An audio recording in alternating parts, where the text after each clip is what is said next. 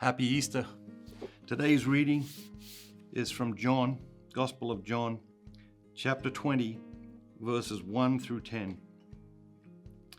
Now on the first day of the week, Mary Magdalene came to the tomb early while it was still dark and saw that the stone had been taken away from the tomb. So she ran and went to Simon Peter and the other disciples and the one whom Jesus loved, and said to them, "They have taken the Lord out of the tomb, and we do not know where they have laid him." Peter then came out with the other disciples, and they went toward the tomb. They both ran, but the other disciple outran Peter and reached the tomb first. And stooping to look in, he saw the linen cloth lying there, but he did not go in. Then Simon Peter came, following him, and went into the tomb. He saw the linen cloth lying, and the napkin which had been on Jesus' head, not lying with the linen cloths, but rolled up in a place by itself. Then the other disciple, who reached the tomb first, also went in. And he saw and believed, for as yet they did not know the scripture, that he must rise from the dead. Then the disciples went back to their homes. There's an interesting thing in today's reading. It's not the main thing I want to talk to you about, but it's an interesting thing. The women arrive at the tomb. They work out, okay, where's Jesus? They go running after the disciples. The disciples come running toward the tomb. John arrives at the tomb first, but he doesn't go in. Who's he wait for? He waits for Peter. Okay, and Peter arrives. Peter goes in.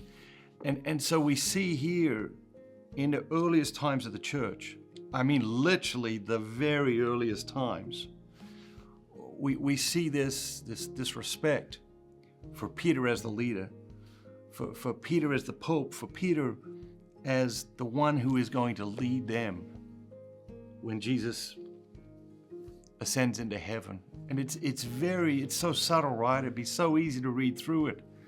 And it'd be so easy for John to get to the tomb and say, "I'm going in." You know, old Peter, he's back there somewhere. He'll be here in 5 minutes. I'm not waiting for him to show up. But no, there's something real there. There's something for us to learn there. But what strikes me today, it probably is not going to be what strikes anybody else. But the women go back and find their disciples. And what do they say? They have taken the Lord. I do this a lot. Head trash. I assume the worst. Now, part of the reason is because when you're a leader, you have to hope for the best, but you have to plan for the worst outcome. Okay? You have to be ready. If the worst outcome comes, you have to be able to be ready for that. You have to be calm in the midst of the storm. If you lose your calm, the people you're leading will freak out. If they see that you're calm, the calmness will be contagious. But there's a lot of things in my life when it's not a matter of leadership, and my mind goes to the worst thing. And that's what they've done here. They've assumed the worst. What do they say? They say they have taken the Lord. And that would have been horrible, right? I mean, that would have been a disastrous thing if someone had actually stolen the body of Jesus. But we jump to conclusions. We assume the worst. What's happening in your life right now where you're jumping to conclusions? You know, rather than waiting for the facts, jumping to conclusions. What's happening in your life right now where you're assuming the worst outcome, when there may be no facts to suggest that is going to actually be the outcome.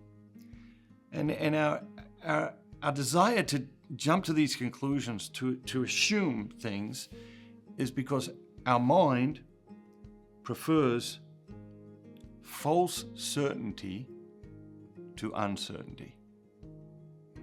Our minds prefer false certainty to uncertainty. And of course, faith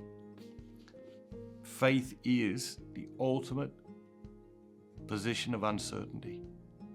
And so the invitation of God is to get comfortable with uncertainty, because our faith is living in that place of uncertainty. And if we're trying to say, we know this for certain, we know this for sure, no, our mind will prefer false certainty.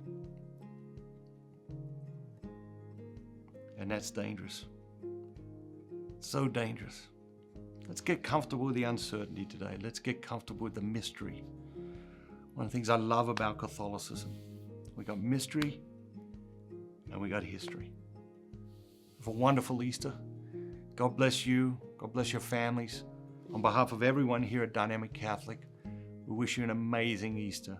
We thank you for all the ways you bless us and all the ways you allow us to bless you.